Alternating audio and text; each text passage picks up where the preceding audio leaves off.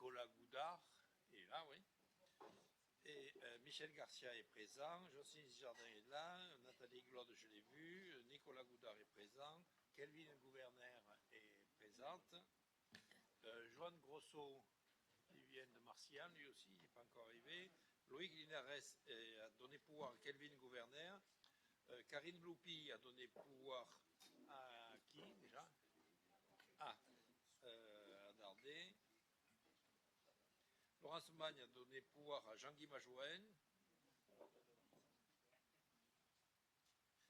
Jean-Guy Majouen est présent. Hervé Mers est présent. Yves Michel est présent. Sébastien Pacoul a donné pouvoir à M. Prato. Corinne Azaïs est présente. Je l'ai vu, ouais. Dominique Pat est présente. Gérard Prato, il est arrivé. Cédric Raja est là, Myriam Reynaud est présente, Josiane Rive est présent, Vincent Sabatier a donné pouvoir à RVMS, Florence Sanchez est présente, Max Savy a donné pouvoir à Sophie Zwick, Laura Seguin, je l'ai vu, Marcel Stucklin est là, Bruno Vandermerch est présent, Anaïs Vera est là et Alain Vidal est présent. On peut donc désigner le secrétaire de séance qui aujourd'hui, je crois, sera Nicolas Goudard. Fait à parité, un peu change. Félicitations. Et on peut aborder l'ordre du jour après donc avoir désigné Nicolas Goudard comme secrétaire, prendre connaissance des communications du président. Est-ce que vous avez des questions, des remarques sur les communications? Il n'y en a pas. Donc, on peut considérer qu'elles sont approuvées et approuver les procès-verbaux des séances précédentes du 18 mars, du 8 avril et du 8 juin. Est-ce que vous avez des questions ou des remarques sur ces rapports? Je n'en vois pas. Donc, on peut passer au vote. Qui s'abstient, qui vote contre, adopté à l'unanimité. On adopte donc on attaque donc les dossiers soumis à décision avec la question numéro 1 qui concerne la société publique locale Eucomed pour la création et l'exploitation d'un centre de tri sur le secteur Ouest-Hérault, désignation des représentants suppléants de 7 agropoles Méditerranée au conseil d'administration.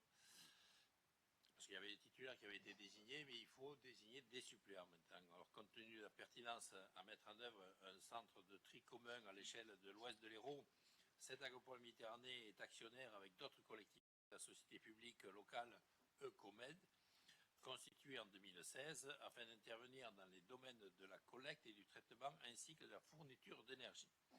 Par délibération en date du 31 août 2020, le conseil communautaire de cette agropole Méditerranée a désigné 2 représentants au conseil d'administration, Mme Laurence Magne et M. François Comène, et un représentant permanent au sein des assemblées générales, M. Michel Garcia.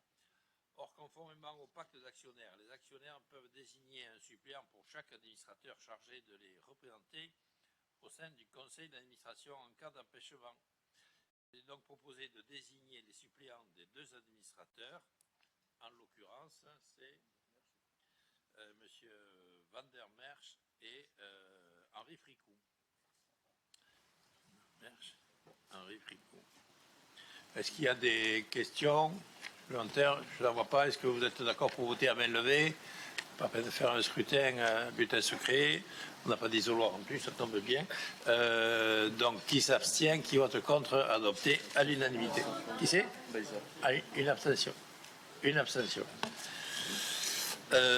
Question numéro 2, c'est la modification du tableau des emplois pour prendre en compte l'adaptation nécessaire de l'organisation des services et notamment les mutations de plein droit liées à la mutualisation. Il est proposé de créer un poste au budget principal M57 et de créer 2 postes au budget assainissement M49. Vous avez le détail, j'imagine, dans les pièces complémentaires. Est-ce que vous avez des précisions à demander? Je n'en vois pas. On peut passer au vote. Qui s'abstient, qui vote contre, adopté à l'unanimité. Ensuite, point 3, c'est la mise à disposition d'agents.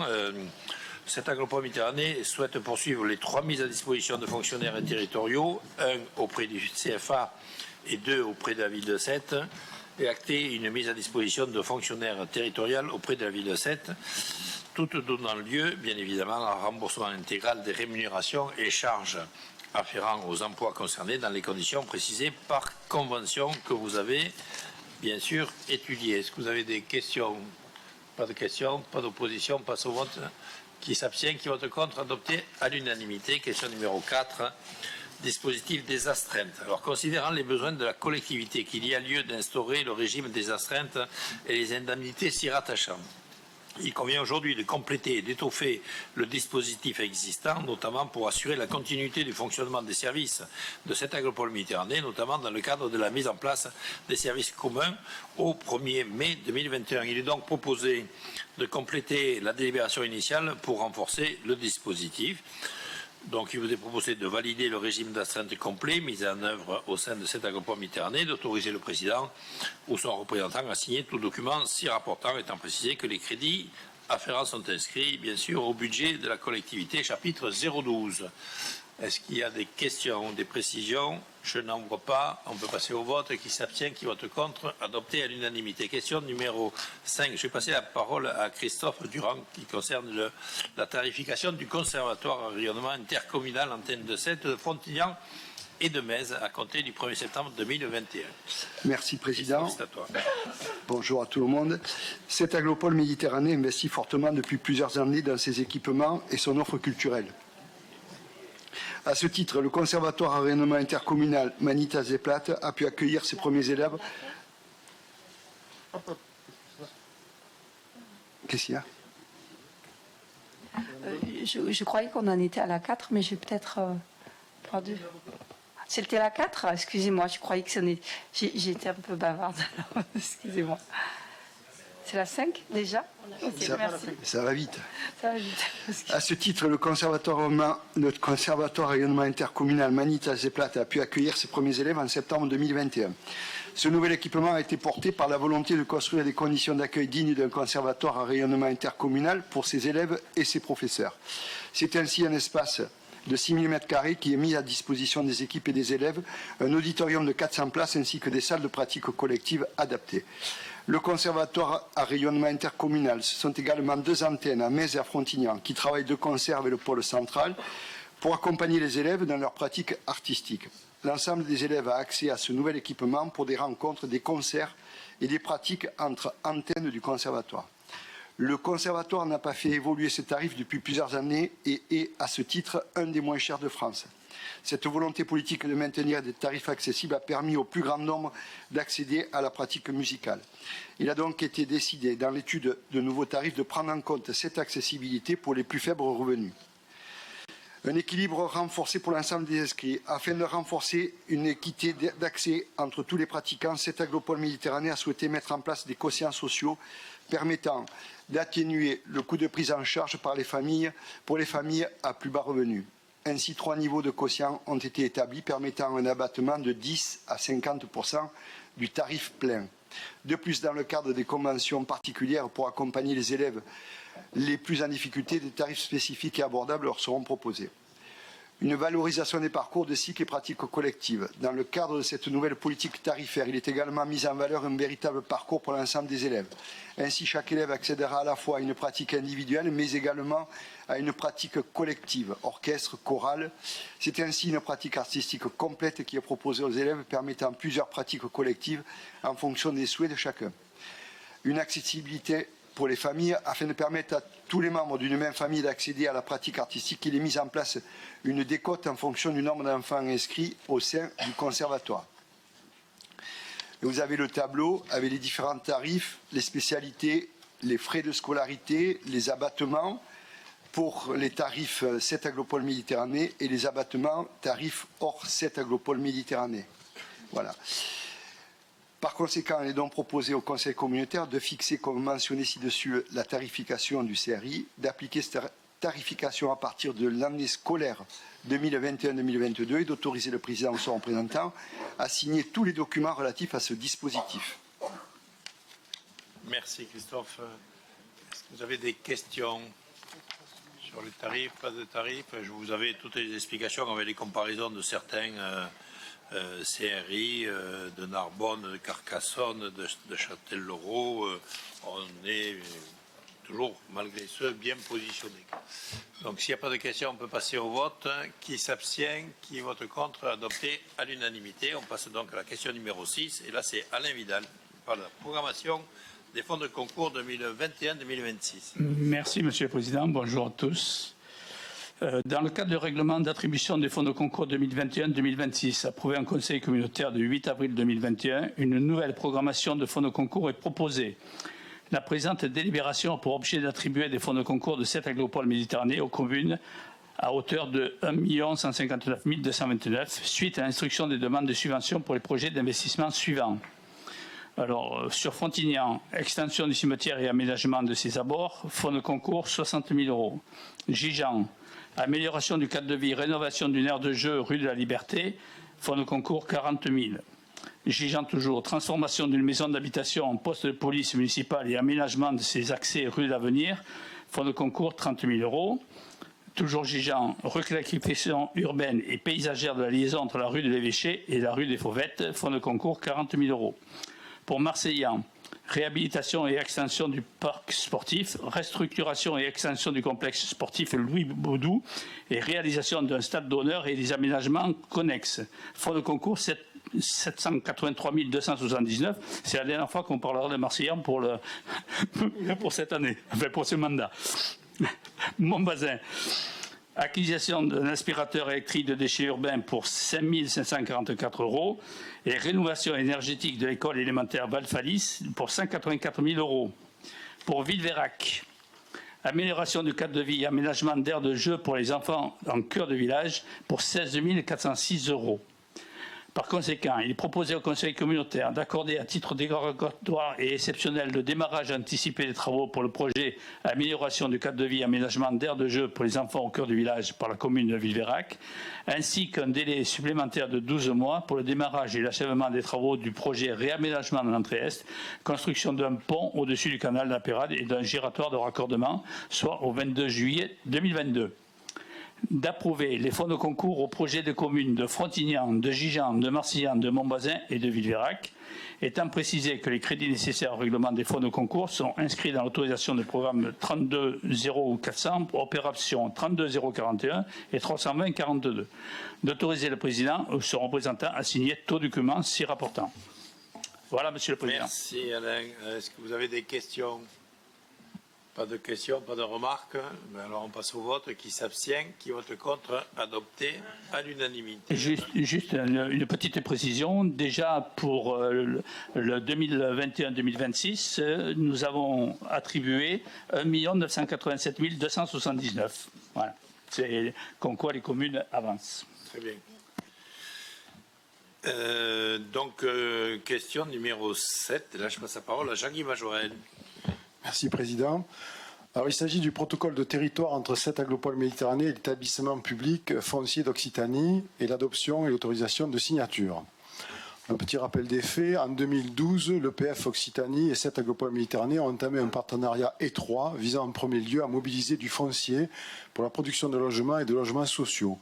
Depuis, les champs d'intervention de l'EPF et de l'agglomération se sont élargis, notamment dans le domaine de la production de foncier à vocation économique ou de foncier à préserver au titre des espaces naturels ou soumis à un risque naturel. Dans ce même temps, porté par le SCOT du bassin de Thau, le territoire de cette agropole Méditerranée s'est engagé dans une démarche de réduction du rythme de consommation d'espace en donnant priorité au réinvestissement urbain. L'EPF a accompagné cette démarche en travaillant avec l'agglomération sur des sites comme l'entrée Est de Sète ou le site de Lafarge par exemple, et à y mener des actions foncières qui contribueront à la réduction du rythme de consommation d'espace par la réutilisation de friches notamment. Le territoire souhaite poursuivre et amplifier cette démarche et inscrit dans de nombreux dispositifs devant concourir à la réduction de la consommation d'espace. Contrat de transition écologique, révision du SCOT, sobriété foncière, résilience territoriale face aux risques d'érosion et de submersion côtière. Dans ce contexte et d'un commun accord, l'EPCI et l'EPF conviennent de mettre à jour le cadre général de la collaboration entre eux au fin de poursuivre et renforcer l'action foncière conduite sur les territoires communautaires par l'intermédiaire du protocole de territoire ci annexé. Ce protocole prévoit que la collaboration entre l'EPF et le PCI et l'action foncière associée pourra porter sur, notamment, la mise en œuvre de la politique communautaire aux fins de répondre aux objectifs en termes d'habitat, de développement de l'attractivité économique et de la préservation de l'environnement et protection contre les risques en identifiant des sites stratégiques pour une éventuelle déclinaison en convention foncière en lien avec les objectifs fixés dans les documents de planification et de programmation, mais aussi dans le cadre de l'appel à projets de territoire pilote de sobriété foncière dont l'EPCI est lauréate. Deuxième point, ce protocole permettra de la conduite d'études nécessaires, ça c'est très important, dans l'atteinte des objectifs. L'EPF pouvant en assurer le cofinancement à hauteur de 50%, l'agglomération et l'EPF vont engager une étude de qualification des friches urbaines à l'échelle de l'agglomération. Ce point est important parce qu'il va nous permettre de créer une vraie stratégie de reconquête du foncier des friches industrielles de cette agropole Méditerranée. Et à noter d'ailleurs que nous avons déjà 8 conventions actives et que nous sommes un des principaux partenaires de l'EPF avant, par exemple, la métropole Montpellier, pour le situer. Et enfin, le partage et l'échange de données. Ce protocole est valable 5 ans à compter de sa signature et est renouvelable et modifiable par voie d'avenant. Les modalités d'intervention foncière de l'EPF et les engagements de cette agropole Méditerranée seront à préciser site par site avec les collectivités concernées. Donc ce nouveau protocole, finalement, est un protocole chapeau qui se concentre sur des domaines d'intervention et non plus sur des sites identifiés et donneront lieu à des conventions opérationnelles site par site. Par conséquent, il est proposé au Conseil communautaire d'adopter les termes du protocole de territoire entre l'EPF et cette agropole Méditerranée s'y annexée et d'autoriser le président ou son représentant à signer la convention jointe et tout document s'y rapportant. Merci Jean-Guy. Est-ce que vous avez des questions?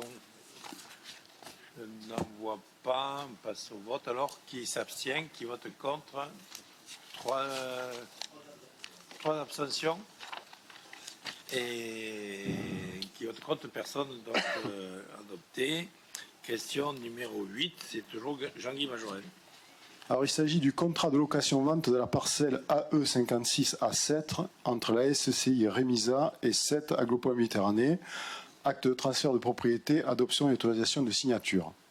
Cette agropole Méditerranée s'est engagée dans la création d'un conservatoire intercommunal de musique dans la partie publique déchets des Moulins A7. La parcelle AE 56, propriété de la SCI Remisa et d'une superficie de 3782 m², a été identifiée pour recevoir une partie des accès et stationnements nécessaires à cet équipement. Le Conseil communautaire du 20 décembre 2017 a approuvé les modalités de son acquisition par le biais d'un contrat de location-vente établi pour une durée de 3 ans. Pour rappel, le montant global du contrat était de 323 000 hors taxes, soit 387 600 € TTC. Un certificat administratif établi en date du 18 juin 2021 vient certifier que les sommes dues au titre du contrat ont bien été payées. Dans le même temps, les travaux d'aménagement du parking et des voiries ont été réalisés. Conformément aux termes du contrat de location-vente, cette agropole Méditerranée a levé l'option d'achat par courrier daté du 4 mars 2021. L'acte authentique, objet de la présente délibération, vient constater le transfert de propriété définitif de la SCI Remisa vers cette agropole Méditerranée. Il ne donnera lieu à aucun versement d'argent supplémentaire, hormis le paiement des frais d'acte. Par conséquent, il est proposé au Conseil communautaire d'adopter les termes de l'acte authentique entre la SCI Remisa et cette agropole Méditerranée, acte qui sera passé en l'étude de maître Thierry Siguet, notaire à 7, et maître Jean-Jacques Pérez, notaire à Montpellier, étant attendu que sa signature ne donnera lieu qu'au paiement des frais de notaire, et d'autoriser le président ou son représentant à signer l'acte authentique et tout document s'y rapportant, étant précisé que les frais d'acte sont à la charge de cette agropole Méditerranée. Merci. Pendant que Mme Favreau-Roussac nous rejoint. Ça, quand on vient par la plage, c'est là. Et donc, est-ce qu'il y a des questions? Pas de questions. On peut passer au vote. Alors, qui s'abstient, qui vote contre, adopté à l'unanimité. Question numéro 9. Cette question concerne la communication du rapport d'observation définitive de la Chambre régionale des comptes Occitanie concernant la SA Élite. Alors je suis dans l'obligation, moi, de me déporter. Donc c'est le premier vice-président qui prend la présidence Merci, Président. La séance. Alors, il s'agit effectivement de la communication du rapport d'observation définitive de la Chambre régionale des comptes Occitanie sur les exercices 2016 à 2019. La Chambre régionale des comptes Occitanie a exercé un contrôle des comptes et de la gestion de la Société anonyme d'économie mixte locale et d'équipement du littoral de Thau, SA Élite, pour les exercices 2016 à 2019. En qualité d'actionnaire de cette SEM et conformément aux dispositions de l'article L243-6 du Code des juridictions financières, l'exécutif de cette Agropole Méditerranée doit communiquer le rapport d'observation définitive à l'Assemblée délibérante. Alors ce rapport fait 51 pages. Donc je propose de faire un point synthétique sur ce rapport. Si ce rapport relève la bonne santé financière de la société SEM SA Élite, elle émet aussi 5 recommandations et je propose de faire réponse à 4 recommandations qui concernent cette Agropole Méditerranée avant d'engager un débat éventuel. Alors à noter que le terme de recommandation représente le premier niveau de remarque de la Chambre régionale des comptes qui peut aller à l'observation puis au signalement, ce qui n'est pas le cas. Sur la recommandation 1 du paragraphe 1.1 de ce rapport, ça concerne la modification de l'objet social de la société SEM SA Élite pour la mettre en conformité avec ses activités, notamment la notion de construction d'immeubles. Cette mise en conformité en réponse a été bien actée en Conseil communautaire du 18 mars 2021 et la délibération portait sur l'évolution de l'objet social de la SA Élite. Donc cette recommandation est résolue. Sur la recommandation 2, paragraphe 1.2, elle portait sur l'augmentation du capital social pour couvrir les risques de la nouvelle activité patrimoniale, construction d'immeubles. Et le capital social était de 258 116 € et détenu à 71% par les collectivités locales, dont 20% pour SAM et 29% pour les acteurs privés. Alors en réponse à cette recommandation, une étude a été confiée au cabinet Sémaphore portant sur le développement de l'activité patrimoniale de l'SA Élite et de la solution juridique la plus adaptée pour porter cette nouvelle activité, soit SAS, soit SCI, soit SEM patrimonial, etc. Elle sera présentée à la rentrée au conseil d'administration de la SA Élite. Voilà le premier travail de ce rapport. Donc la réponse est en cours sur cette deuxième recommandation. Sur la troisième recommandation, paragraphe 2.3.2, instaurer un dispositif permettant de prévenir les conflits d'intérêts. Cette remarque porte essentiellement sur le personnel pouvant avoir une proximité immédiate avec les collectivités donneuses d'ordre. Cela concernait notamment pour cette Agropole Méditerranée une chargée de mission de cette Agropole Méditerranée qui dans un premier temps travaillait à 50% pour SAM et 50% pour la SA Élite.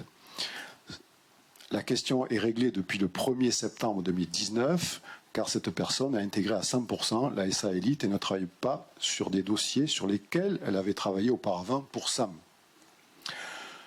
Sur la recommandation 5, paragraphe 4.2.7, la CRC propose d'engager une révision des conditions de rémunération des traités de concession afin de limiter les transferts de charges financières aux seules charges d'intérêt supportées par la SEM SA Élite, qui de façon brute sont autour de 14%. Alors il faut en rentrer un peu plus dans les domaines techniques. Si on retraite ce pourcentage qui peut paraître élevé, il paraît élevé parce que la SA Élite assure des missions habituellement externalisées, comme des études préalables, une animation des parties prenantes, etc. Et si on déduit ces missions habituellement externalisées, les rémunérations des missions de la SA Élite sont en moyenne de 12%, voire en dessous. Et donc, il n'y a pas lieu de réviser les conditions de rémunération des traités de concession, ce qui d'ailleurs mettrait peut-être en difficulté la SA Élite et qui montre que ces résultats sont corrects. La quatrième recommandation concerne la ville de Sète, donc je ne l'aborderai pas. Voilà pour le point d'introduction de façon à engager un éventuel débat et je suis à votre écoute.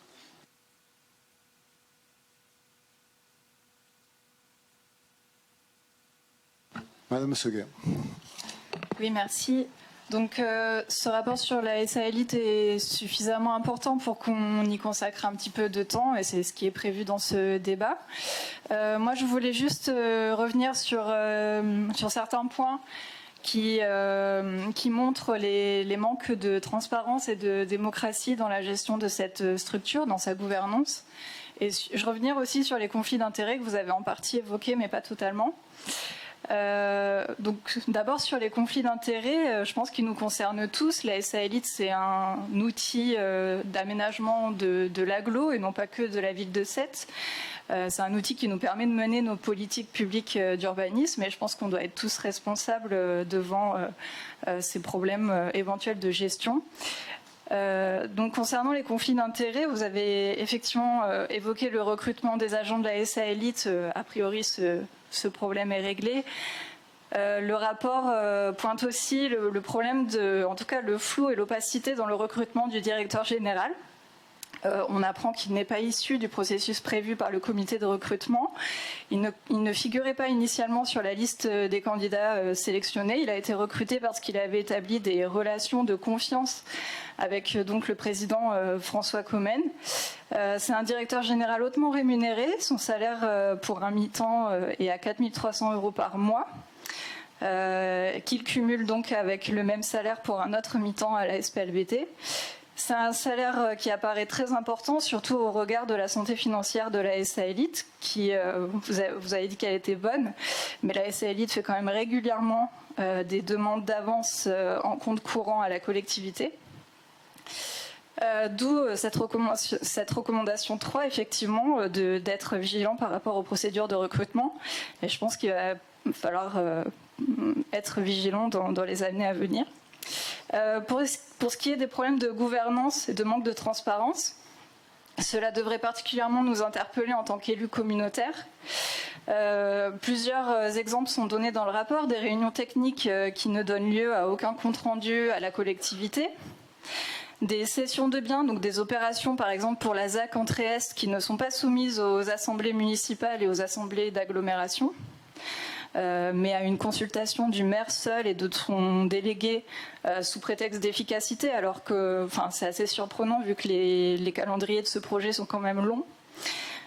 Autrement dit, M. Commen a beau se retirer lors des conseils municipaux et d'agglo, il reste parfois le principal, voire l'unique, informé et décideur de certaines opérations.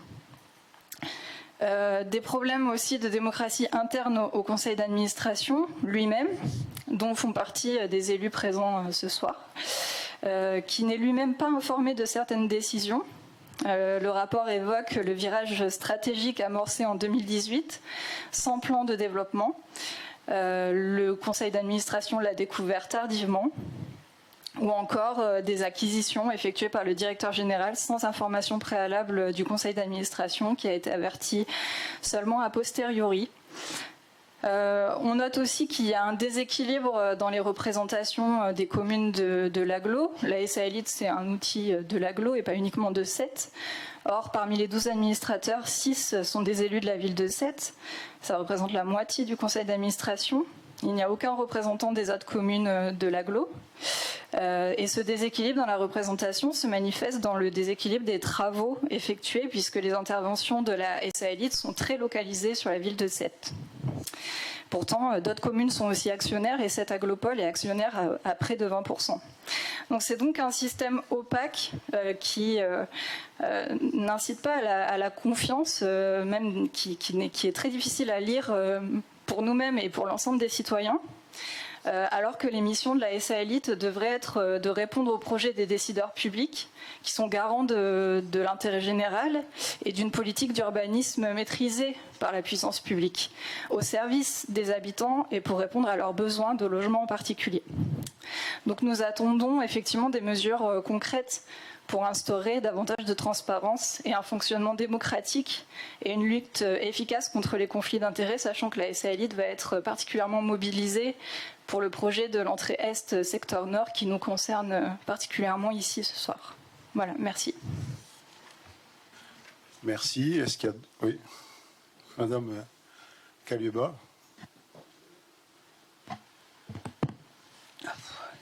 Oui, moi je voudrais intervenir par rapport aux opérations réalisées par la SA Élite. Actuellement, effectivement, on a plus d'opérations sur 7, comme l'a dit Laura, il y en a 4 sur 5, mais elles peuvent nous permettre d'avoir un constat et de réflexion et une base de réflexion pour l'avenir et la dernière opération prévue qui concerne l'agglo. Ce que pointe le rapport, c'est qu'il y a quand même plusieurs problèmes. Un problème de durée de concession et d'aménagement, puisque aucune des prévisions données ne s'est révélée juste. À titre d'exemple, les Salins, c'est passé de 8 à 16 ans. L'île Sud, on nous annonçait en 2002 10 ans, et il y en a eu 8 de plus, et pareil pour le centre-ville. Il y a un autre constat qui émerge de ce rapport, c'est le constat de certains projets avec peu d'attractivité. Et l'exemple le plus fort, c'est quand même l'aménagement du quartier des Salins, la sortie ouest de la ville de Sète, où il y a les locaux commerciaux sont vides, etc. Les objectifs aussi financiers qui ne sont pas réalisés, ce qui implique après une participation actuellement de la collectivité de la commune de Sète bien plus importante que prévu. Par exemple, à l'île Sud, il y avait 15,5 millions qui sont couverts simplement pour moitié par les produits de cession et le reste c'est la commune ou l'ANRU. Et la participation publique au début était prévue à 1,08 million. Elle a été multipliée par 6 et pour arriver à 6 millions 06. Et dans le même temps, par contre, on constate que l'aménageur a conservé un taux de rémunération assez important puisqu'il est à 16%. Notre exemple aussi, c'est l'entrée Est, secteur Sud, où la participation de la ville de Sète était prévue à 2,2 millions, où finalement elle est passée à 8,6 millions. Donc là, nous sommes en face de projets qui, dès le départ, sont peut-être insincères, mal prévisionnés en tout cas. Les délais ne sont pas tenus et c'est la collectivité, sur les 4 projets, les 4 premiers projets, c'est la collectivité qui a porté et supporté les risques financiers avec un remboursement des avances qui n'a pas été honoré ou très partiellement, et tout ça, on le trouve dans ce rapport. Donc on constate un vrai problème à la fois de gouvernance, comme il a été dit, et à la fois de gestion. Demain, c'est notre agglo qui sera concerné, puisqu'il y a l'aménagement de la ZAC entrée Est, secteur Nord. Avec ce constat de défaillance, comment la collectivité de l'agglo va-t-elle anticiper pour éviter justement ces défaillances-là? D'autant qu'on apprend aussi dans les rapports que comme les assemblées ne sont pas informées des décisions et que comme l'a dit Laura, seul le président est consulté, au motif d'une rapidité qui n'est jamais vérifiée d'ailleurs, comment l'agglo va être informée à la fois des retards, à la fois des besoins financiers, etc. L'aménagement de la ZAC Est secteur Nord, telle qu'elle est prévue, va se trouver en concurrence avec l'aménagement de la ZAC Est secteur Sud. Là aussi, c'est un constat du rapport. Donc, effectivement, ça va faire 4000 logements en plus sur un seul territoire et quelques locaux commerciaux. Est-ce qu'ils vont trouver preneur? Est-ce que ça va réellement travailler pour la ville? Donc, ne serait-il pas temps, et aujourd'hui ne serait-il pas le moment d'infléchir l'orientation, presque exclusivement immobilière de cet aménagement du Nord et réfléchir à une orientation plus large ou peut-être plus économique, plus artisanale, en tout cas une orientation différente. C'est peut-être le moment, au vu de ce constat et au vu des constats que pose le rapport, de s'interroger, en tout cas que notre collectivité s'interroge sur le devenir et l'aménagement de la ZAC entrée Est, secteur Nord. Et un autre problème a été pointé par ce rapport, problème sur lequel nous avions déjà débattu, je me souviens plus si c'était à l'agglo ou à la ville, et nous avions déjà été alertés, c'est le groupement de la SEM avec une entreprise privée et la SEM d'aménagement de la région, qui s'est fait au bénéfice de la société privée qui est majoritaire dans le capital social. Et le rapport pointe bien que c'est cette société qui va conduire l'aménagement. Et dans le rapport, on peut lire exactement en dehors des règles de procédure prévues par le code de l'urbanisme. Donc moi j'interpelle, le président il n'est pas là, mais j'interpelle notre collectivité et la structure. Qu'est-ce que ça veut dire ? Qu'on va faire de l'aménagement en dehors des règles de procédure prévues par le code de l'urbanisme, sachant que cet aménagement est dans les mêmes presque exclusives d'une société privée. Moi, je trouve que c'est plutôt inquiétant et je pose la question, et c'est peut-être le moment du débat, comment l'agglo va-t-elle s'emparer de tous ces constats pour y remédier à cette carence et à ces problèmes de gouvernance et de gestion? Merci. Est-ce qu'il y a d'autres questions? Ça en fait déjà beaucoup, hein, donc je crois que... Oui, c'est un débat. Bon, je vais essayer de répondre à ces questions. Sur le manque de transparence, je crois quand même qu'il y a une gouvernance qui est bien établie. Le choix des administrateurs dans le conseil d'administration relève des assemblées délibérantes des collectivités actionnaires qui ont délibéré conformément à la loi. C'est le principe de la démocratie. Donc, il y a un comité technique également. Ils sont régulièrement réunis. Donc, ce manque de transparence ne nous paraît pas tel que vous le décrivez. À souligner aussi un point important, c'est que la Chambre régionale des comptes souligne aussi l'absence de divergence au sein de ce conseil d'administration, ce qui traduit une gouvernance a priori sereine, pas tout à fait ce que vous décrivez. Sur la question que je retrouve un papier, de la constitution de ce conseil d'administration, effectivement, il y a 2 membres qui représentent 7 agglomérations Méditerranée, pour 20% qui sont dans le capital. Il y a effectivement 6 élus représentant 7 pour 48 ou 49%. Et puis, il y a un représentant de 7 agglomérations Méditerranée qui représente les 3 communes concernées qui sont dans le capital de la SA Élite, à savoir Baruc-les-Bains, Baruc-le-Vieux et Frontignan. Donc il y a une représentation équilibrée, et puis évidemment les représentants du collège privé. Donc il y a une représentation qui est équilibrée sur ce point-là. Sur la question du choix du directeur général, moi j'ai envie de dire que le directeur général on le choisit avant tout pour sa compétence et pour sa connaissance du territoire. C'est, je pense, ce qui a conduit à faire ce choix-là. Et je crois que quand on regarde d'autres SEM, dans d'autres territoires, on est confronté à cette même situation où effectivement le président choisit celui qui lui paraît le plus compétent et qui connaît mieux le territoire. C'est ce qui a été fait et qui lui a permis d'ailleurs de renouveler son mandat jusqu'en 2026. Alors, je reprends mes notes parce qu'il y a beaucoup de questions. Sur la question du coût et de l'allongement des conventions et du coût, je dirais, l'allongement des durées des concessions, au Salin notamment à la ZAC Entrée-Est, Rive-Sud, et l'augmentation de la participation financière de la ville, la maîtrise du foncier sur un parcellaire très morcelé comme sur la ZAC Est peut expliquer le retard dans le lancement de l'opération qui aujourd'hui est vraiment passé en phase opérationnelle. Et les premières constructions, d'ailleurs, de la partie centrale, devraient intervenir à l'automne 2021. Depuis 2006, date de la signature de la concession d'aménagement confiée à la SA Élite, le prix du foncier a augmenté de façon très sensible, qui explique l'augmentation des participations. C'est le cas de toute opération d'aménagement soumise à cet aléa. Je vous renvoie à la question emblématique de la LGV qui va nous concerner, qui nous concerne, soutenue par la région et dont le coût a été augmenté de 80% en 4 ans du fait de ce type d'aléa. Sur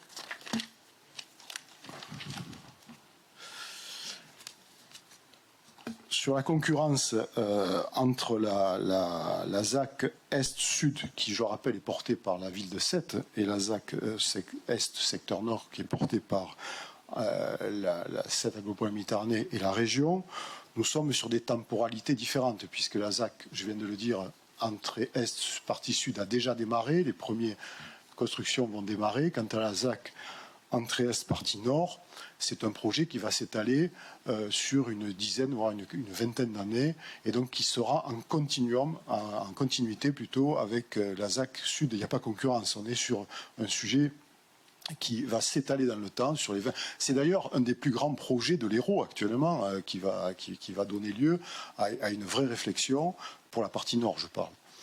Donc le groupement d'ailleurs est en train de recaler sa convention de gestion pour avoir les meilleures chances et la meilleure façon d'aborder ce grand projet urbain qui va nous occuper jusqu'aux environs de 2035, 2030, 2035. Voilà. Donc on ne considère pas qu'il y a concurrence. Sur la question du groupement de la SEM avec des entreprises privées, il faut que je retrouve mes notes parce que chaque fois, voilà. Donc SEM, cette agglomération Méditerranée a bien effectivement signifié au groupement de revoir leur convention de gestion afin de mieux préciser le qui fait quoi entre la SA Élite, l'Agence régionale d'aménagement de la région et GGL. Et les discussions d'ailleurs avancent bien, puisque dès la rentrée, un COPIL va être réuni, un comité de pilotage, réunissant les 3 collectivités territoriales concernées, la région, cette Agglo-Pôle-Méditerranée et la ville de Sète, et entendra donc les 3 aménageurs, SA Élite, ARAC et GGL, pour acter les propositions d'évolution de cette convention de gestion qui est très importante parce que ça définit le qui fait quoi. Alors, à noter d'ailleurs qu'on ne pouvait pas se réunir plus tôt puisque la région, compte tenu de la nouvelle mandature, doit désigner son nouveau représentant à ce COPIL. Alors, il a été évoqué que la concession entre Est, partie Nord, pouvait paraître coûteuse parce qu'effectivement, elle nécessite beaucoup d'infrastructures de desserte autour de cette ZAC, un pont, etc. Alors, je tiens à préciser que dans le cadre de ce groupement, contrairement à ce que vous évoquez, Madame Kalueba, le GGL n'est pas décideur dans ce groupement. Ils sont minoritaires, donc il y a une minorité de blocage qui est portée par la SA Élite, qui peut donc faire une minorité de blocage. Et donc, on est dans un système tout à fait équilibré qui fait que, effectivement, quand GGL est acteur, il n'est pas soumis aux règles des marchés publics, ce qui n'est pas bien sûr le cas quand la SA Élite et la RAC sont acteurs. Donc, c'est toute la souplesse de cette SEM et elle est soumise donc au contrôle des 2 acteurs publics que sont cette Agglo-Pôle-Méditerranée et la ville de Sète. Voilà de façon un peu résumée les réponses que je vais vous apporter. Oui. Madame Kalueba ? Oui, juste pour de réponse rapide. Nous n'inventons rien. Hein. Nous avons lu le rapport comme tout le monde autour de cette table et tout ce que nous vous avons dit est sorti du rapport. Par exemple, le groupement d'intérêt avec la GGL, c'est marqué dans le rapport hein, que la concurrence aussi de l'entrée secteur nord, entrée secteur sud, vous l'avez tout ça à la page, attendez, je vais vous le trouver, page 37. Donc nous n'inventons rien. Donc c'est pour ça que ça interroge, parce que c'est quand même un rapport, Cour des comptes, c'est pas le rapport, c'est censé être un rapport objectif, extérieur. C'est pas le concédant qui s'auto-évalue lui-même, donc c'est important de prendre le temps de s'y pencher dessus. Vous avez dit que c'était le plus grand projet de l'Hérault. Pour moi, c'est pas forcément un gage de qualité d'avoir un grand projet d'urbanisme comme ça. Hein, on voit ce que ça a pu donner ailleurs ou dans d'autres villes ou dans d'autres temps. On a aussi d'autres façons d'envisager maintenant l'aménagement des secteurs et un aménagement urbain ou un aménagement artisanal ou un aménagement économique avec d'autres critères que ceux qu'on utilisait ou que ce qu'on avait en tête il y a 20 ans ou bien plus avant, parce que la société a évolué, parce qu'il y a d'autres critères en termes écologiques, en termes de réchauffement climatique, en termes d'aménagement des espaces, en termes de bien-être, de santé publique, de problématiques de voitures, de stationnement, de problématiques d'eau, etc., qui sont à prendre en compte. Donc ces projets-là peuvent fort bien évoluer et le fait que ça soit un grand projet n'est pas pour moi du tout forcément un gage de qualité. Voilà ce que je voulais vous dire. Je vous remercie pour vos réponses, mais il me semble que ça serait important. Alors bon, moi je participerai pas, nous ne participerons pas probablement dans la réflexion que les maires des communes de cet agglo peuvent avoir sur l'aménagement et l'investissement qu'ils vont mettre dans l'aménagement de la ZAC de l'entrée Est secteur Nord, mais peut-être que ça serait intéressant que vous ayez une dynamique pour réorienter ce projet. Alors c'est pour ça qu'on se donne du temps, merci Mme Kalueba, on se donne du temps pour ce grand projet secteur Nord. Donc le président de la SA Élite a d'ailleurs interpellé les 3 aménageurs. Je le rappelle quand même, c'est pas GGL qui a la main sur dossier. Hein. GGL n'est pas majoritaire au sein de cette SA, de cette SEM, de cette CEP, pardon. C'est la ville et SAM qui sont assurés via la SA Élite d'avoir une minorité de blocage au sein de cette société, de cette CEP. Et donc, effectivement, le président de la SA Élite a interpellé récemment les 3 aménageurs pour effectivement avoir une réflexion globale sur l'évolution de ce grand projet. Je suis d'accord avec vous.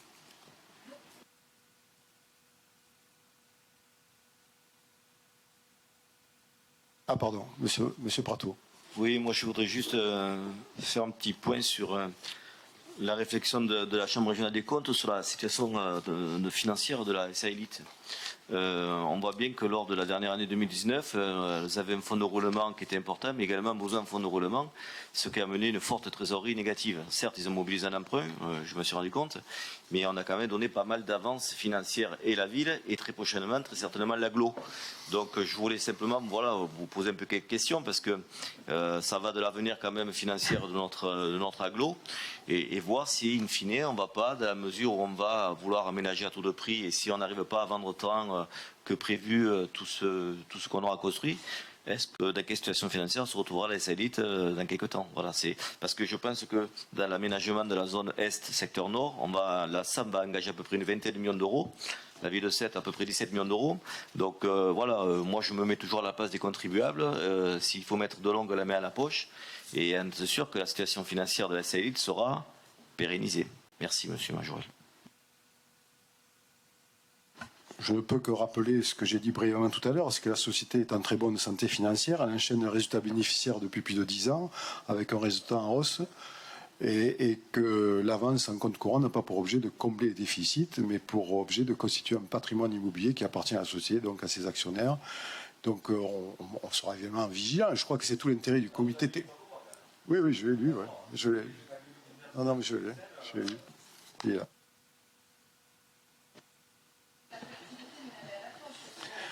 Oui, mais la SA Élite rembourse systématiquement. Ça, c'est important quand même à souligner. Ce sont des avances pour éviter des frais oui, mais dans le rapport, financiers. vous disiez bien que les avances ne sont pas remboursées ou peu. Elles sont remboursées. La dernière sur la ville de Sète a été remboursée. Alors moi, je ne sais pas à quoi sert ce rapport. Alors, mais franchement... Alors d'abord, ce rapport, il date, il est de 2019. Donc je vous ai dans les recommandations, par exemple, je vous ai expliqué qu'on avait mis en œuvre des réponses déjà aux réclamations entre le rapport 2019. Nous sommes aujourd'hui en juillet 2021. Donc 2 ans après, on a agi et on a pris en compte les remarques et les recommandations. Monsieur Escarguel. Non, très rapidement, le problème des avances, c'est un problème qui concerne exclusivement la commune de Sète. Ce débat a eu lieu en conseil municipal lundi. Je ne vois pas pourquoi on reprend ce même débat concernant la commune de Sète devant le conseil communautaire. Ces questions-là ont été posées, les réponses ont été apportées. Vous n'étiez pas là, Mme Kaliuba, je n'y peux strictement rien. On ne va pas recommencer maintenant ce qui s'est fait il y a quelques jours devant le conseil municipal de Sète. Donc le problème des avances, il y a effectivement 3,8 millions d'avances qui sont indiquées dans le rapport sur l'exercice 2019. Le rapport a été déposé certes en 2021, mais il n'en reste pas moins que cette avance a été réglée, a été remboursée. Oui, donc ça devrait clore définitivement le débat. Mais non, parce que moi, bon, je n'étais pas là, vous savez pourquoi je n'étais pas là, malheureusement, mais on a un constat, on a un rapport qui est fait à partir du fonctionnement d'une société avec laquelle l'agglo va s'engager sur un autre projet. Donc, utilisons le constat des défaillances de ce rapport pour travailler autrement. C'est pas uniquement la ville de Sète, puisque la SAM, elle fait partie aussi de la SA Élite, donc elle est quelque part aussi responsable, et elle va être elle-même impliquée beaucoup plus fortement et financièrement dans le cadre d'un nouveau projet à venir d'aménagement. Donc les choses, elles sont complètement liées. C'est trop facile de dire d'un côté la ville, de l'autre côté non. C'est la même société qui gère des aménagements sur la commune de Sète, qui peut-être demain pourrait gérer un aménagement sur la commune de Frontignan et qui va gérer pour le compte de l'agglo un aménagement à la sortie Est.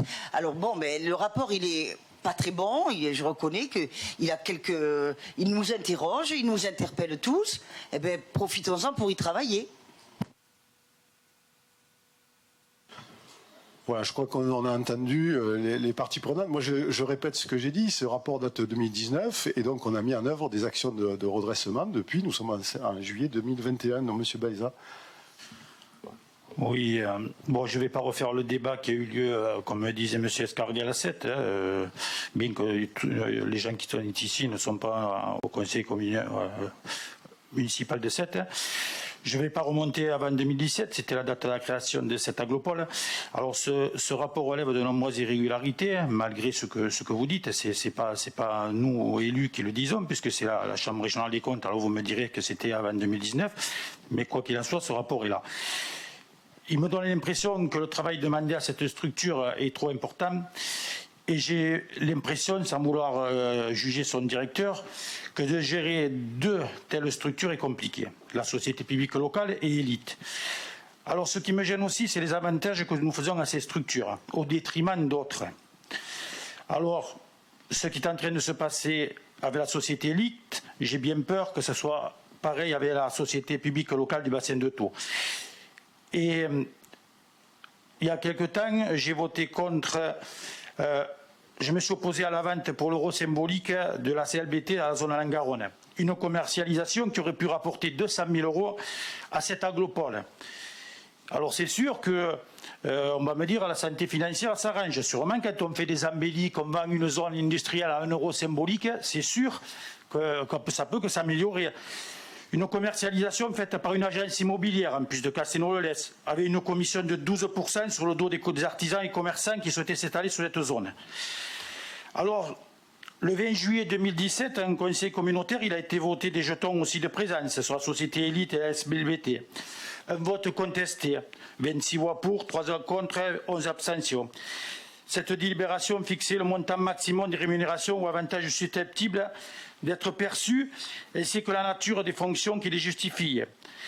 Pour la bonne gestion de la société Élite, la participation des représentants de la collectivité est requise jusqu'à 4 fois par an pour les conseils d'administration ou les assemblées générales.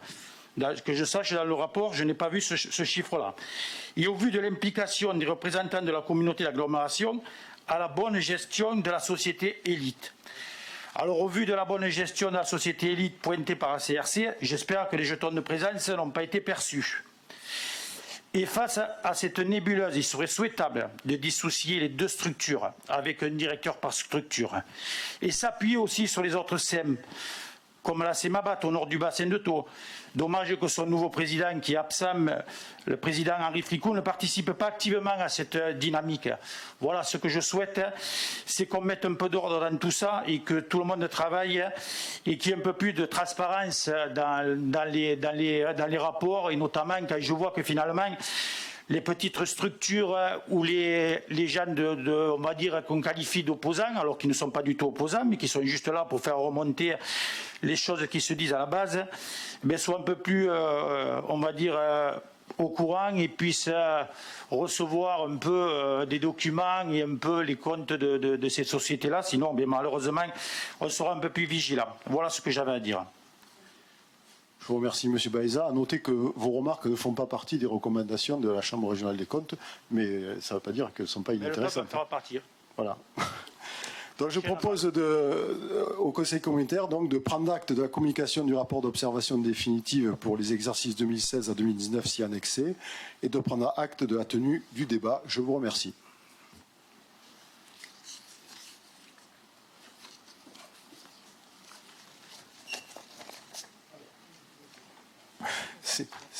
C'est moi qui continue. Voilà, le président arrive. Donc je vais laisser au président présider. Bon, je propose de passer au point 10, donc... Ah ben c'est toi. C'est moi ? Oui.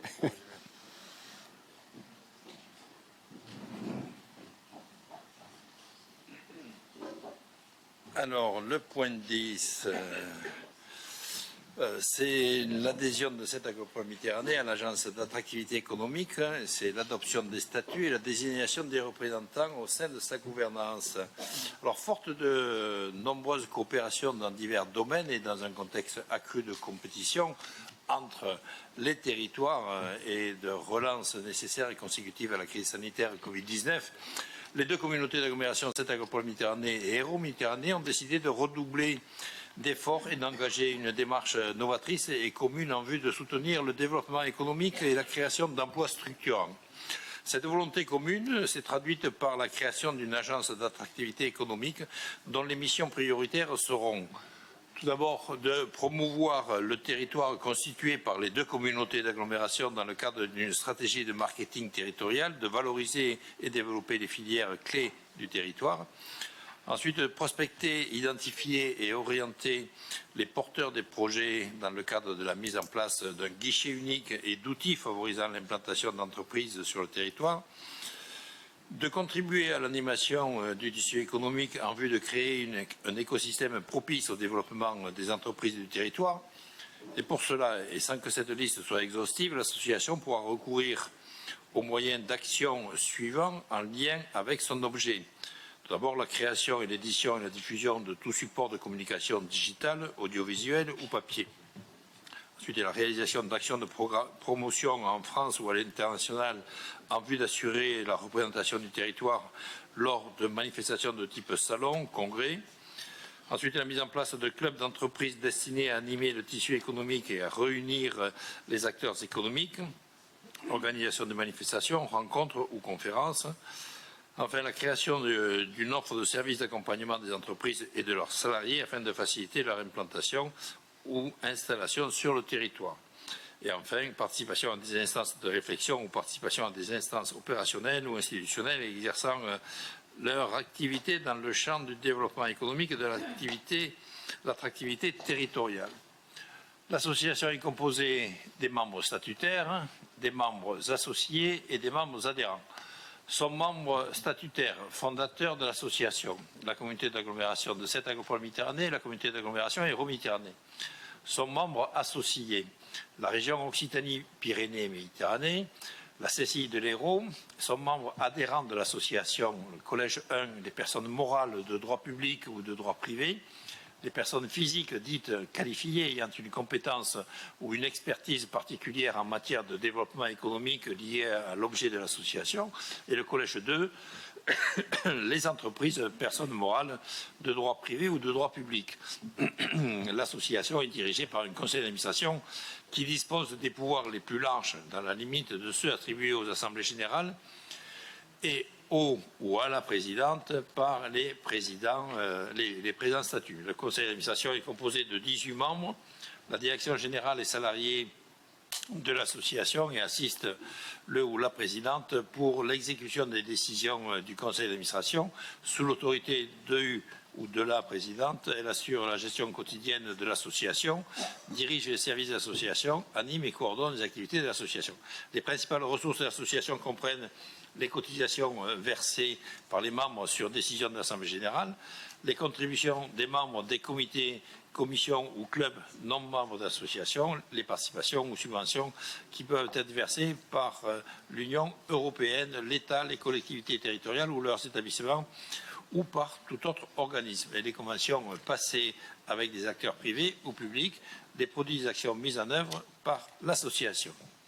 Par conséquent, il vous est proposé d'adopter les statuts de l'agence d'attractivité économique Blue Invest INSET Cap d'Agde Méditerranée, joint à la présente, valant adhésion de cette agropole Méditerranée, de désigner 4 membres élus de cette agropole Méditerranée en vue de siéger au sein de l'agence en qualité de membre du conseil d'administration et de procéder à cette désignation à l'unanimité au vote à main levée, si vous en êtes d'accord. Les candidatures sont M. Michel Arouy, Mme Florence Sanchez, M. Jean-Guy Majorel, M. François Comène, et d'autoriser le président ou son représentant à signer tout document s'y rapportant. Est-ce que vous avez des questions? S'il n'y a pas de questions, d'abord, je vais vous demander l'autorisation de voter à main levée par liste. Il n'y a pas d'opposition, donc on peut le faire. Et maintenant, je vous demande de voter la globalité. Donc, qui s'abstient? Qui vote contre? Adopté à l'unanimité. Donc, M. Arouy, Mme Sanchez, M. Majorel, M. François Comène seront les représentants de l'agence de l'agro à l'agence d'attractivité. Ensuite, on passe à la question numéro 11. C'est une convention d'objectifs et le versement d'une subvention à l'agence d'attractivité économique, et bien sûr, forte de nombreuses coopérations dans divers domaines et dans un contexte accru de compétition entre les territoires, c'est la même chose. Cette volonté commune s'est traduite par la création d'une agence d'attractivité économique dont les missions prioritaires seront de promouvoir le territoire, de prospecter, identifier et orienter les porteurs, de contribuer à l'animation du tissu économique en vue de créer un écosystème propice au développement des entreprises. La convention d'objectifs pluriannuels vise à définir les engagements de chacune des parties et des conditions dans lesquelles la communauté d'agglomération Hérault-Méditerranée apporte son soutien à l'agence. Cette agropole Méditerranée s'engage notamment à verser à l'agence, afin que celle-ci puisse assurer la réalisation de ses missions et respecter les objectifs qui ont été définis et sous réserve de son contrôle, une subvention de montant de 130 000 € pour l'année 2021, telle que définie dans l'annexe 1, budget et contributions financières et matérielles de la présente convention. Il nous a proposé d'approuver les termes de cette convention, d'autoriser le versement de la subvention annuelle, étant précisé bien sûr que les crédits nécessaires sont inscrits au budget 2021, imputation SDE 61, nature 65-78, et d'autoriser le président ou son représentant à signer cette convention d'objectifs pluriannuels entre cette agropole Méditerranée, l'agence d'attractivité, Blue Invest, INSET, Cap d'Agde Méditerranée et tout document s'y rapportant. Est-ce que vous avez des questions? Pas de questions, on peut passer au vote. Alors, qui s'abstient, qui vote contre, adopté à l'unanimité. Je passe la parole à Josiane Ribes pour la question numéro 12. Merci, Président. Alors, attribution d'une subvention à la SCIC La Palanquée, la SIC Palanquée. Donc, le tiers-lieu La Palanquée constitue une réalisation stratégique en termes de projets innovants à l'articulation de la politique de développement économique et de cohésion sociale pour cette agropole Méditerranée. Une convention pluriannuelle a été signée en octobre 2020 afin de définir les conditions dans lesquelles cette agropole Méditerranée apporte un soutien financier au fonctionnement et aux investissements nécessaires au déploiement de l'offre de services de ce nouvel opérateur sur le territoire. La convention de partenariat 2020-2023 prévoit le versement d'une subvention de fonctionnement de 200 000 € pour 3 exercices, soit un montant évalué à 92 000 € pour l'année 2021. Or, la crise sanitaire n'ayant pas permis à la Palanquée de développer une grande partie des actions envisagées, la SCIC La Palanquée a proposé à cette agropole Méditerranée de revoir à la baisse sa participation pour l'année en cours. Le montant sollicité est donc ramené à 63 000 € pour l'année 2021. Par conséquent, il est proposé au Conseil communautaire d'attribuer, dans le cadre de la convention de partenariat pluriannuelle, une subvention de 63 000 € à la SIC La Palanquée pour l'année 2021. Imputation service éco, chapitre 65, nature 65 888. D'autoriser Monsieur le Président ou son représentant à signer tout document de type administratif, technique ou financier nécessaire à l'exécution de la présente délibération. Merci. Merci. Est-ce que vous avez des questions? Pas de questions, donc on peut passer au vote. Qui s'abstient, qui vote contre, adopté à l'unanimité. Ensuite, on va passer à la question numéro 13 avec Gérard qui va nous parler 13, 14, 15. Voilà. Et ça, Gérard peut nous faire un tir groupé. Merci, Président. Donc, nous allons délibérer sur les notes de synthèse que vous avez concernant le projet 13, 14, 15 et 16, qui concernent donc, suite au constat de carence pour certaines communes, 4 d'entre elles du secteur de cette agropole Méditerranée, Ballarugue-les-Bains, Frontignan, Poussan et Marseillan. Il s'agit d'adopter la convention opérationnelle quadripartite entre l'État, l'EPF Occitanie, cette agropole Méditerranée et les différentes communes, dont la 13 concerne la commune de Ballarugue-les-Bains, qui a fait l'objet d'un constat de carence par arrêté du 18 décembre 2020. De fait, le droit de préemption urbaine de la commune de Ballarugue-les-Bains est transféré aux représentants de l'État. L'État souhaite désormais que l'EPF d'Occitanie exerce ce droit de préemption au moyen de conventions quadripartites. La commune de Ballarugue-les-Bains, le représentant de l'État dans le département et cette agropole Méditerranée confie à l'EPF d'Occitanie qu'il accepte une mission d'acquisition foncière sur les secteurs définis dans la convention en vue de la réalisation d'opérations de logements locatifs sociaux. La convention est conclue pour une durée de 6 ans et porte sur un engagement financier d'EPF Occitanie de 3 millions d'euros. SAM s'engage à apporter un appui technique à la commune, mobiliser des dispositifs d'aide en faveur des bailleurs sociaux, faciliter le rapprochement avec les bailleurs sociaux susceptibles d'intervenir. Dans ce cas où l'EPF d'Occitanie doit recourir à l'emprunt, cette agropole Méditerranée pourrait être sollicitée pour garantir cet emprunt. Il est donc proposé au Conseil communautaire d'adopter la convention opérationnelle quadripartite de la commune de Ballarugue-les-Bains qui est annexée et d'autoriser le président ou son représentant à signer la convention jointe et tout document s'y rapportant. Merci. Est-ce que vous avez des questions? Je n'en vois pas. On passe au vote. Qui s'abstient, qui vote contre? 2, 3. Combien d'abstentions? 4. Non, toi tu dis 4 et elle 2. Ça fait 6. Donc 4 abstentions. Question suivante. Le projet numéro 14, c'est exactement la même chose, dont je vais être très rapide sur le sujet. Ça concerne la commune de Frontignan et la convention est conclue pour une durée de 6 ans également et porte sur un engagement financier de l'EPF Occitanie de 1,5 million d'euros. Donc, il nous est proposé d'adopter la convention opérationnelle, d'autoriser le président ou son représentant à signer la convention jointe et tout document s'y rapportant. Merci, pas de questions. Même vote, donc 4 abstentions. Les autres votent pour. Question suivante. Alors c'est le projet 15, c'est toujours pareil. Et là, cette fois-ci, ça concerne la commune de Marseillan. La convention est conclue pour une durée de 6 ans également et porte sur un engagement financier de l'EPF d'Occitanie de 1 million d'euros. Il est demandé au Conseil communautaire d'adopter la convention opérationnelle quadripartite et d'autoriser le président et son représentant à signer la dite convention. Merci. Même vote, pas de questions. 4 abstentions, les autres votent pour. Question numéro 16. Alors la question numéro 16, c'est la même chose également, mais cette fois-ci pour la commune de Poussan. La convention est conclue pour une durée de 6 ans et porte sur un engagement financier de l'EPF d'Occitanie d'1,5 million d'euros. Par conséquent, il est proposé au Conseil communautaire d'adopter la convention opérationnelle quadripartite et d'autoriser le président ou son représentant à signer la convention jointe et tout document s'y rapportant. Merci. Pas de questions. Même vote. 4 abstentions. Et les autres votent pour. Question numéro 17. Alors, la question numéro 17, il s'agit du contrat de mixité sociale de la commune de Poussan avec une autorisation de signature. La commune de Poussan est soumise aux dispositions de l'article 55 de la loi SRU, modifiée par la loi dite Duflot.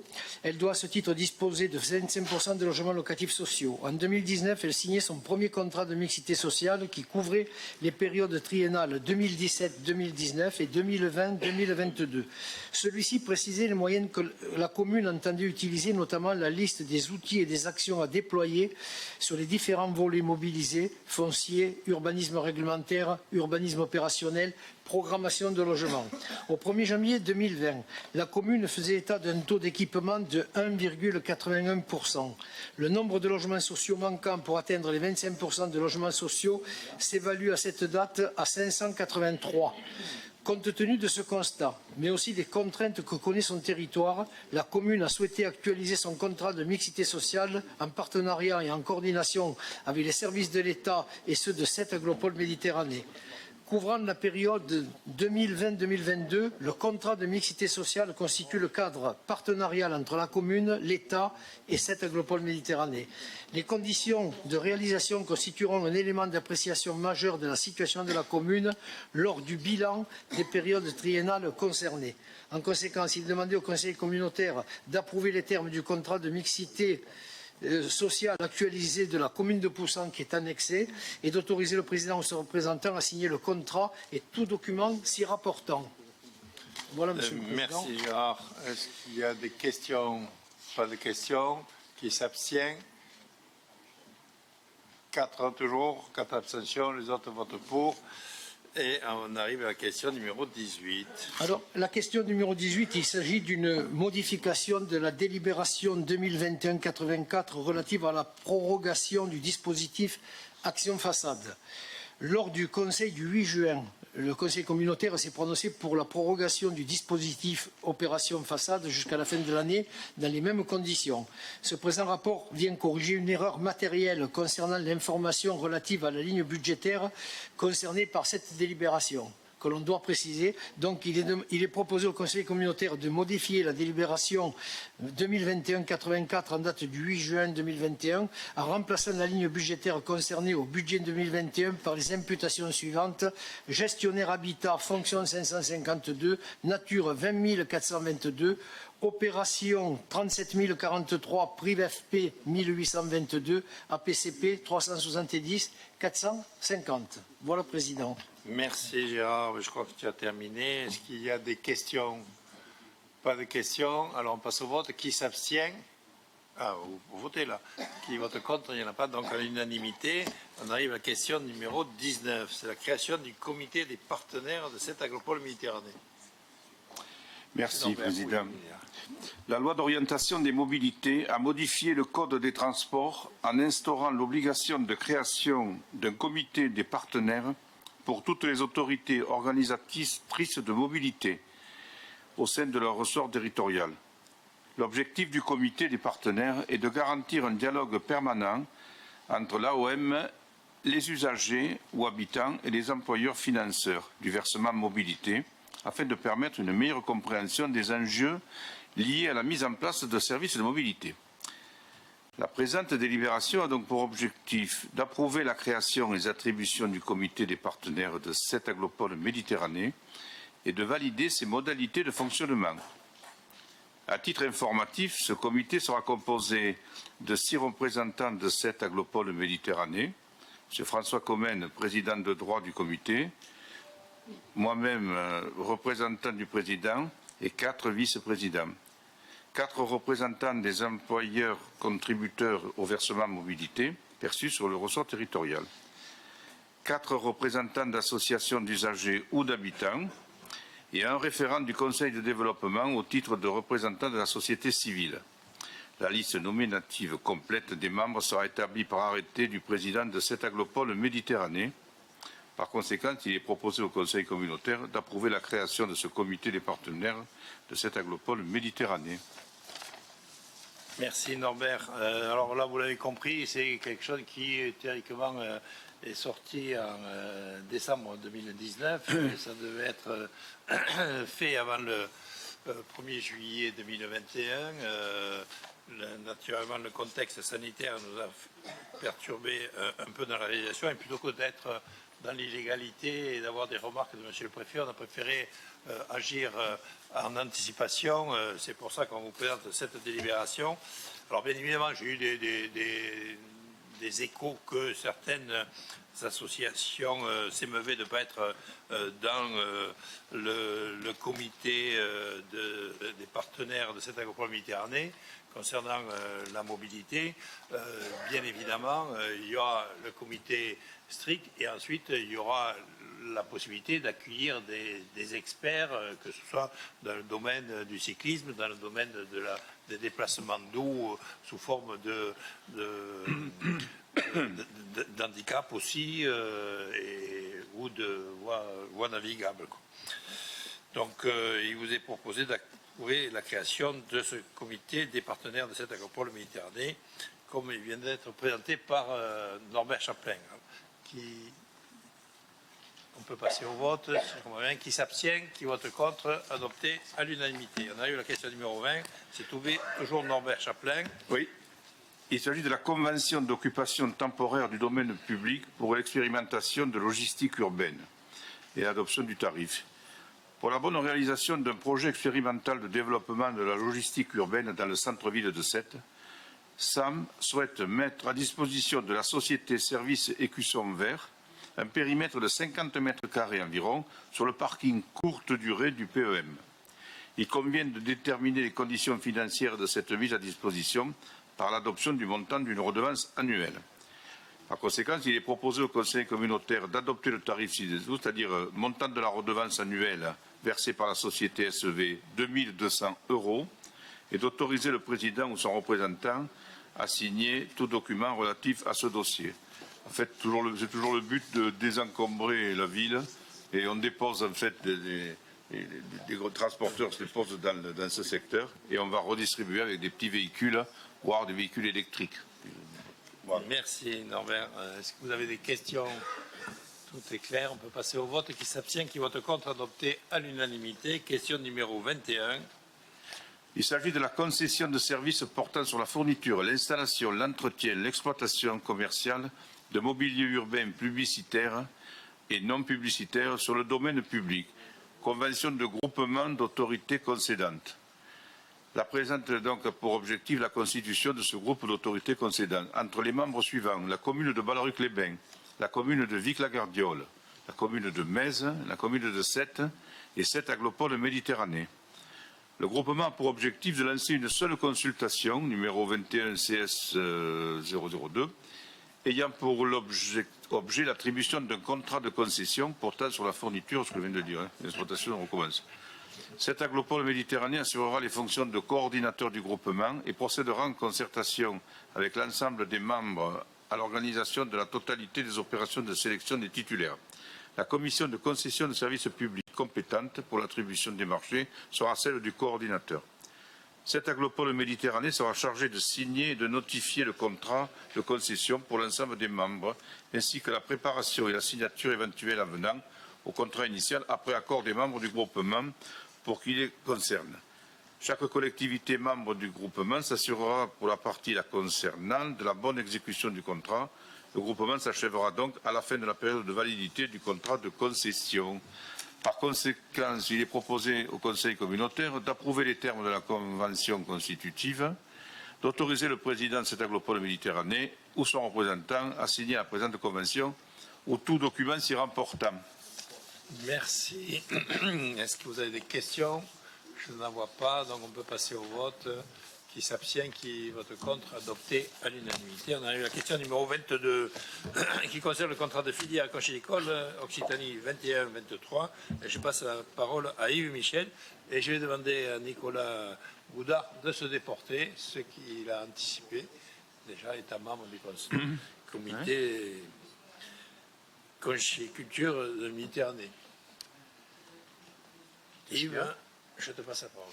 Bien, merci.